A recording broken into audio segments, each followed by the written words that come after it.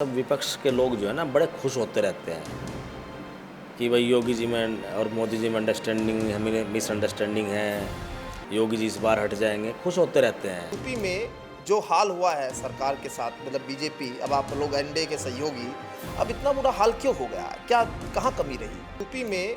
जो हाल हुआ है सरकार के साथ, मतलब बीजेपी, अब आप लोग एनडीए के सहयोगी, अब इतना बुरा हाल क्यों हो गया? क्या कहाँ कमी रही? राजपूत समाज को उन्होंने दिग्भ्रमित करने का काम किया है, उसमें कुछ हद तक कामयाब भी हुए हैं। जब राजपूत समाज में वो हल्के से कामयाब दिखाए तो उसका असर जो है दूसरी समाज पे पड़ता है, उसका भी हम लोगों को नुकसान हुआ है। तो आपको लगता है संगीत सोम वाला जो मामला संजीव बालियान ने उठाया कि इनकी भूमिका बड़ी संदिग्ध थी, इन्होंने जो है हरिंदर मलिक के पक्ष में वोट करा दिया?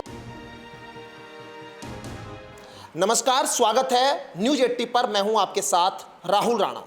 आज मेरे साथ है बातचीत करने के लिए उत्तर प्रदेश के कैबिनेट मंत्री अनिल कुमार जी। और आज दरअसल हम चर्चा करेंगे उत्तर प्रदेश में जिस तरह से बीजेपी को ज़बरदस्त तरीके से नुकसान हुआ है, जिस तरह से 400 पार के नारे की बात हो रही थी, और यहाँ बीजेपी जो है उत्तर प्रदेश में 33 सीटों पर ही सिमट कर रह गई। लेकिन दूसरी तरफ यहाँ देश में अब एक बार फिर से ईवीएम को लेकर शोर सुनने लगा है। शोर यही हो रहा है कि आखिर ईवीएम में क्या कोई गड़बड़ी हो सकती है। और जो तीसरा सवाल, दरअसल जो पश्चिम यूपी में इस वक्त चर्चाओं का विषय बना हुआ है, संगीत सोम और संजीव बालियान के बीच का ये पूरा विवाद, आखिर इसको लेकर क्या कुछ जो है सियासी हलचल और तमाम मुद्दों पर बातचीत। सबसे पहले आपका बहुत स्वागत। धन्यवाद राहुल भाई। और मैं तो आते ही आपकी चेयर देख रहा था सबसे पहले कि आपकी चेयर पे तौलिया है नहीं? तौलिए की क्या आवश्यकता है? क्योंकि आजकल जयंत चौधरी जी का तौलिया भी आजकल बड़ा फेमस हो गया कि हमारे नेता भी सिंपल और सादे आदमी है और हम लोग भी, तो अच्छा, अपने नेता को फॉलो करना चाहिए। ये सवाल का जवाब मिला कि तौलिया क्यों लगाते हैं? नहीं, तौलिया जो ना एक ऐसा है कि जैसे मान लो कोई वीआईपी आदमी तौलिया लगा के बैठता है, और अगर वो अकेली कुर्सी है, जैसे मान लो ये अकेली कुर्सी है, इस पे मेरे ख्याल से तौलिया की आवश्यकता नहीं है। मान लो कहीं सोफ़ा लगा हुआ है और सोफे पे उसको एक जगह कहीं, मान लो कहीं जगह सोफ़ा सेट लगा हुआ है, तो उस पर तो कई बार इंगित करने के लिए लगा सोफे पे लगा देते हैं तौलिया कि भाई हाँ मिनिस्टर साहब या जो भी व्यक्ति है विशेष वो बैठेगा, वो इंगित करने के लिए कई बार लगा देते हैं। लेकिन तो कोई विशेष बात नहीं है, तो तौलिया की आवश्यकता कहीं नहीं है कोई।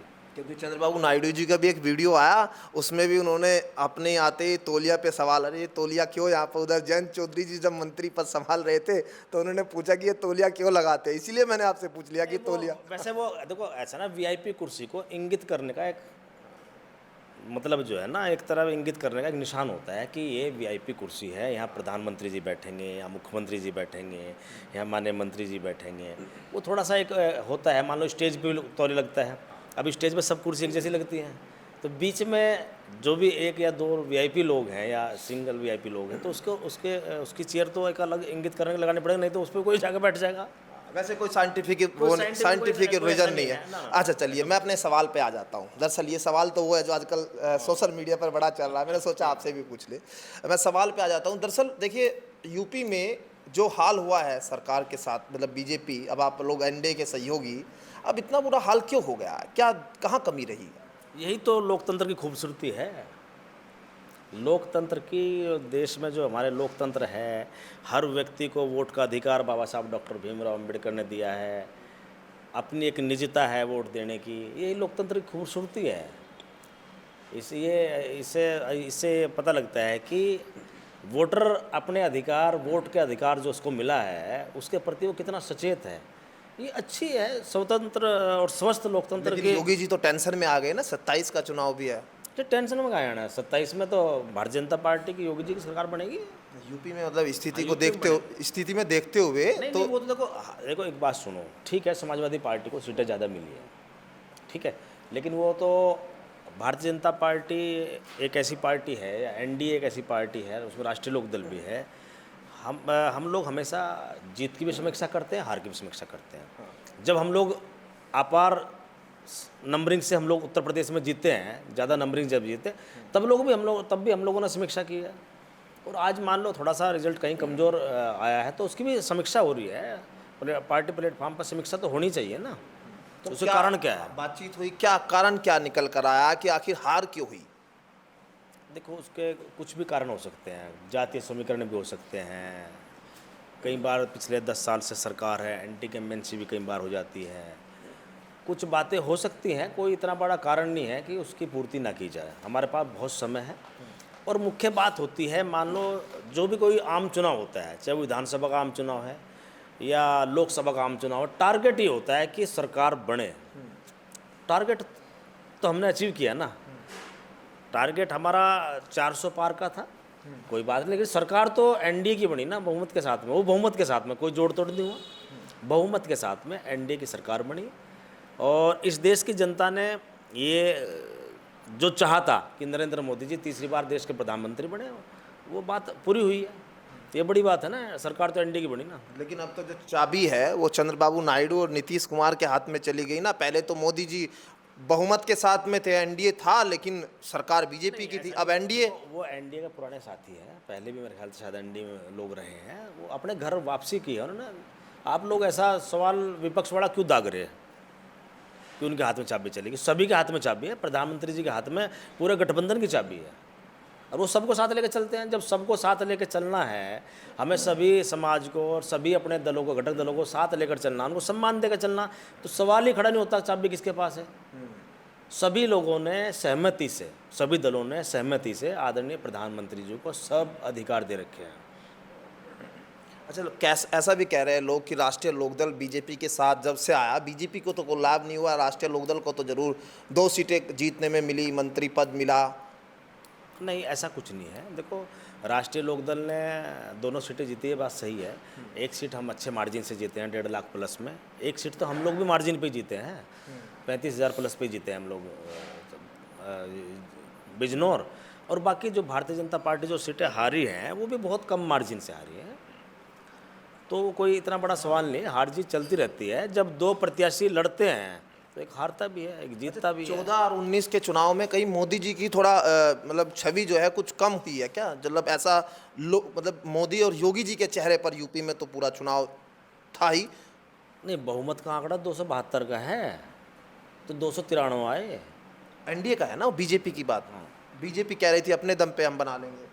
ओहो, मैंने कहा है स्वस्थ लोकतंत्र है, इसमें कई बार हो जाता है, लेकिन जनता ने चाहा कि मोदी जी प्रधानमंत्री, और प्रधानमंत्री जी हैं। जयंत चौधरी जी भी अब जो है पश्चिम उत्तर प्रदेश में और पूरे उत्तर प्रदेश में आजकल जो है वो प्लान बना रहे हैं कि अब पश्चिम से पूर्वांचल तक जाना है। मंत्री बनने के बाद अब किस तरह से आप लोगों ने एक रोड मैप तैयार किया है, क्या आगे की आप लोगों की प्लानिंग है? देखो, कोई भी पार्टी हो, चाहे राष्ट्रीय लोकदल हो, चाहे भारतीय जनता पार्टी हो या अन्य कोई पार्टी हो, हर पार्टी चाहती है कि मेरा दल बढ़े, मेरा दायरा बढ़े। तो राष्ट्रीय लोकदल भी अगर इस विषय में सोच रहा है तो क्या गलत सोच रहा है? तो अगर हम अपने दल को बढ़ाएंगे तो हम एनडीए गठबंधन में हैं, तो मजबूरी तो एनडीए को मिलेगी ना। उसमें क्या दिक्कत है? नहीं, मैं तो रोड मैप की बात कर रहा हूँ। क्या रोड मैप आप लोगों ने कुछ बनाया? नहीं, रोड मैप तो देखो आदरणीय चौधरी जैन जी इस बात का निर्णय करेंगे। वो क्या, जो रोड मैप वो तैयार करेंगे, हमें तो उसका पालन करना है। हमें तो नेता के निर्देश का पालन करना है। जो भी रोड मैप वो तैयार करेंगे, जो भी जिम्मेदारी वो देंगे, उस जिम्मेदारी का निर्वहन करने का काम हम सब लोग करेंगे, और हमारा दायित्व भी है। आज राहुल गांधी जी का बयान आया, मैं पढ़ रहा था। ईवीएम एक ब्लैक बॉक्स उन्होंने रिपोस्ट किया है। और अब क्योंकि लग रहा है कि जैसे चुनाव का समय शुरू हुआ था तो तब कुछ शोर अब स्थिर हो गया था, रुक गया था, लेकिन अब बाद में ये सब चीज़ें अब ईवीएम को लेकर जिस तरह से सवाल उठा रहे हैं विपक्ष के लोग, आप कैसे इसको देखते हैं? देखो, जब विपक्ष बड़ी हार हारता है तो सवाल ईवीएम पर उठाते हैं। अब कुछ थोड़ा सा इनको मजबूती मिली है तो आज इन्होंने ईवीएम पे सवाल तो नहीं उठाए। तो जब हारते हैं ईवीएम पे सवाल ये लोग उठाते हैं। ईवीएम में कोई दिक्कत नहीं है, ईवीएम ठीक है। ईवीएम से निष्पक्ष चुनाव होता है, बहुत जल्दी चुनाव होता है। एलन मार्क्स है, बड़े बिजनेसमैन, वो कह रहे हैं कि ईवीएम पर जो है ज़्यादा नहीं तो कम खतरा तो है कि हैकिंग हो सकता है। आजकल ऐसे टूल आ रहे हैं जिनसे मतलब एआई टूल और टूल कहीं खतरा, मतलब लग रहा है कि इस बात में कहीं क्या, क्योंकि चर्चा को जन्म दे दिया अब ईवीएम की। ऐसा है, हाँ, एलन मास्क जी ने क्या कहा मैंने ट्वीट नहीं पढ़ा, लेकिन एक बात है, ईवीएम एक ऐसी मशीन है जिससे निष्पक्ष चुनाव होता है। साबित किया है ईवीएम ने अपने आप को। और ये मैंने बताया, विपक्ष हमेशा हारने के बाद में आरोप लगाता है, इस बार आरोप क्यों नहीं लगाए? अगर एनडीए की चारों सीट आती तो निश्चित रूप से ईवीएम पर सवाल खड़े करते हैं लोग। अब एलन मास्क जी ने क्यों कहा है, जब मैं ज़्यादा उस पर टिप्पणी नहीं करना चाहता, लेकिन ईवीएम से निष्पक्ष चुनाव है, ये साबित किया है ईवीएम ने। 24 के चुनाव में तो साबित किया है ना। अब तो विपक्ष का कोई नेता नहीं कह रहा इस बात को। अच्छा, तो अब जिस तरह से संगीत सोम और संजीव बालियान जी का विवाद आप सुन ही रहे होगे, अब तो खैर 2 दिन से कम सुनने में मिल रहा है, लेकिन खूब चर्चाएं हुई और इधर संजीव बालियान जी पर लगा दिया आरोप कि उन्होंने ऑस्ट्रेलिया में ज़मीन जो है खरीदी है, और हालांकि उस मामले में संगीत सोम को एक 10 करोड़ का मानहानि का नोटिस भी गया है। क्या आप कैसे देख रहे हैं इसका? क्या लग रहा है कि इसका नुकसान पार्टी को भी हो रहा है कि नहीं? देखो, मेरा ये मानना है दोनों नेता जिम्मेदार हैं। संजीव बालियान जी वरिष्ठ हैं, 2 बार केंद्रीय मंत्री रहे, 2 बार सांसद रहे हैं, 2 बार विधायक रहे हैं। संगीत सोम जी, जो बातें उन्होंने मीडिया प्लेटफॉर्म पर उठाने का काम किया है, मुझे लगता है ये एक समीक्षा का पार्ट था। ये एक समीक्षा का पार्ट था, जिन्होंने जो बातें उन लोगों ने मीडिया के सामने उठाई हैं। दोनों लोगों को अपनी बात पार्टी फोरम पे, पार्टी प्लेटफॉर्म पर रखनी चाहिए थी, मेरा ये मानना है। ये समीक्षा का पार्ट मीडिया के माध्यम से नहीं हो सकता। लेकिन इसका नुकसान लग रहा है कि कहीं इसका नुकसान तो होगा ही। मैंने इसलिए तो कहा ये पार्ट नहीं है, ये मीडिया में हम लोग समीक्षा करें, उसका पार्ट नहीं हो सकता। पार्टी का एक फोरम है, पार्टी का एक प्लेटफॉर्म है, जब समीक्षा बैठक होती है उसमें सब मुद्दे उठते हैं, सब बातें उठती हैं, तो वहीं वो उठनी चाहिए मेरे हिसाब से। अच्छा, आजकल एक चीज़ ये भी बहुत चुनाव से पहले ही सुनने को मिल रही थी कि मोदी जी और योगी जी के बीच में तालमेल, संघ के बीच में तालमेल कुछ ठीक नहीं है। आप लोग की बात होती रहती है मुख्यमंत्री जी से, कुछ क्या ऐसी कोई चीज़ें वहाँ सुनाई देती है कहीं कुछ, या सिर्फ ये एक तरह से एक बस मीडिया में या फिर लोगों के बीच में एक रूमर? क्या है इसके पीछे, क्या सच है? कुछ नहीं है, विपक्ष का प्रोपगेंडा है। आदरणीय मोदी जी में, आदरणीय योगी जी में बहुत अच्छी अंडरस्टैंडिंग है, अंडरस्टैंडिंग से ही सरकार चल रही है। ऐसा नहीं है, सब विपक्ष के लोग जो है ना बड़े खुश होते रहते हैं कि भाई योगी जी में और मोदी जी में अंडरस्टैंडिंग है, मिसअंडरस्टैंडिंग है, योगी जी इस बार हट जाएंगे, खुश होते रहते हैं। इन्हें ज़्यादा खुश होने की ज़रूरत नहीं है। 27 पर ध्यान दें, लोग भी 27 में आए, 27 में पता लगेगा इस बात का। 27 में हम लोग जीतेंगे, एनडीए गठबंधन ही जीतेगा। इसका भी लग रहा है, इसका भी तो नुकसान हुआ ही होगा कि कुछ लोगों ने, राजपूतों की भी नाराज़गी थी इस चुनाव में, और ये भी कहीं रहा होगा कि योगी जी को अगर इस बार जो है सरकार, मोदी जी अगर पूर्ण बहुमत में आ गए तो कहीं योगी जी को जो है साइड ना कर दे, ऐसी चर्चा खूब चली। नुकसान तो इसका जाहिर तौर पर लगा है, कुछ हुआ नहीं। ये सारी बातें जो है ना विपक्ष का प्रोपगेंडा था, मैं वही तो कह रहा हूँ, ये विपक्ष का प्रोपगेंडा था। विपक्ष इसमें कहीं कुछ हद तक कामयाब भी हुआ है। सुनियोजित साजिश उन लोगों ने जो है राजपूत समाज को भ्रमित करने का काम भी किया है। राजपूत समाज को उन्होंने दिग्भ्रमित करने का काम किया है, उसमें कुछ हद तक कामयाब भी हुए हैं।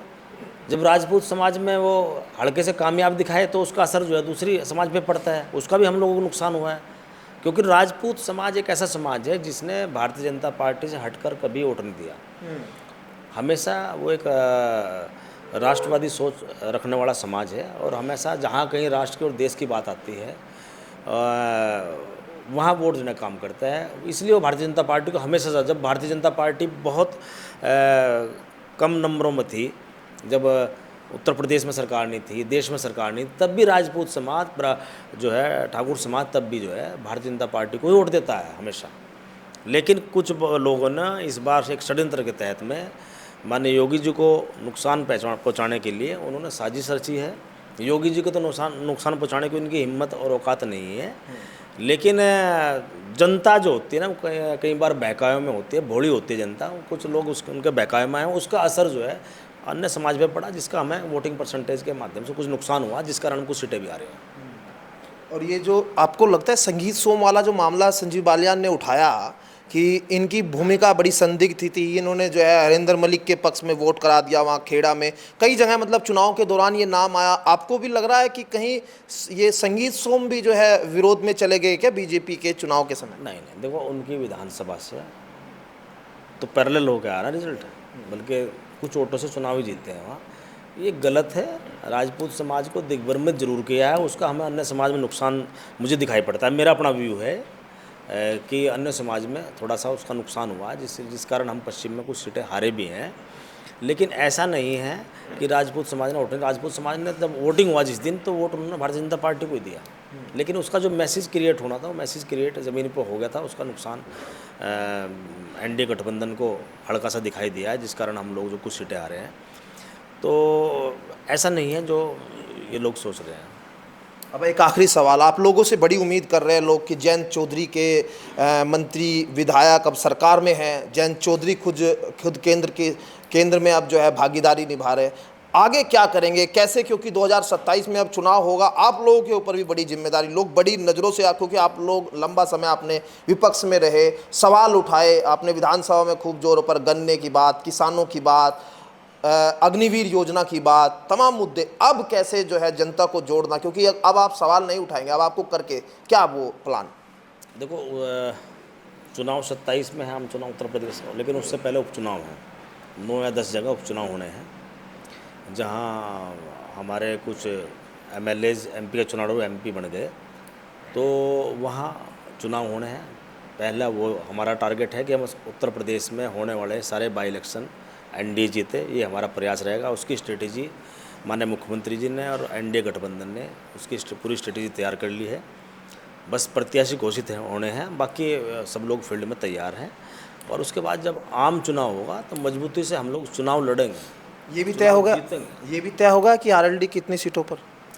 नहीं, आरएलडी अब तो हमारी एक सीट है, मीरापुर, जो हमारी सिटिंग सीट है, जहाँ से चंदन जी ने इस्तीफा दिया है। वो आरएलडी लड़ेगी? वो आरएलडी को लड़ना चाहिए वहाँ। जब हमारी सिटिंग सीट है वो तो हमें लड़ेंगे ना। जहाँ भारतीय जनता पार्टी की सिटिंग सीट है तो भारतीय जनता पार्टी लड़ेगी, जहाँ हमारी सिटिंग सीट है तो हम लड़ेंगे वहाँ, हम ही लड़ेंगे वहाँ, और कौन लड़ेगा। लेकिन इस बार कह रहे हैं कि उपचुनाव में बहन जी भी अब इस बार आ सकती है। अरे सब पार्टी आती हैं, बहन जी नहीं, उपचुनाव नहीं लड़ती ना बहन जी अब तक? लड़ेगी ना मुझा, क्योंकि हश्र थोड़ा सा खराब हो गया ना मुझा। अब सारा पूरा ग्राफ नीचे होता जा रहा है। जो मान्यवर काशीराम की विचारधारा थी वो ख़त्म हो गई, पार्टी को ख़त्म होगी पार्टी।